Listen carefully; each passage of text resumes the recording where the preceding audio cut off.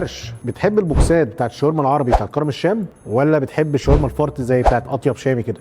بص انا بروح لاطيب شامي مخصوص. حوار ان انت الشاورما تبقى فرط ده انت اللي بتحدد لما بتيجي تعمل انت وانت قاعد بتاكل هتحط شاورما قد ايه في اطيب شامي بيدولك فرط وانت تعامل بيديك التوميه لوحدها فانا احب اخد التجربه كده. فاطيب شامي انا بنزل له اكتوبر مخصوص يعني، اللي ما جربوش طبعا ده لازم يروح، ده هو علامه من علامات اكتوبر يعني.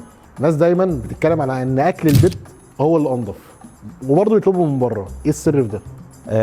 عندك مثلا البيتزا. البيتزا دي ما ينفعش تعمل في البيت.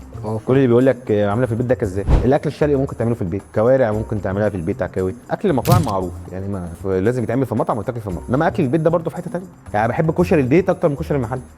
لو الراجل بيذلني ولا اقول له حط لي شويه حمص ولا زود ورده الرز شويه، ليه؟ مفيش الكلام ده، انا هقوم اعمل اللي انا عايزه في الحله، اخد اللي انا عايزه. لا قول لي على اكتر بلد انت نفسك تسافر لها وتاكل الاكل بتاعها. يعني كان نفسي اروح السعوديه واروح اليمن والناس دي كلها داخله في حرب الخليج عامه. ممكن بقى ننزل الهند ناكل طعميه هناك.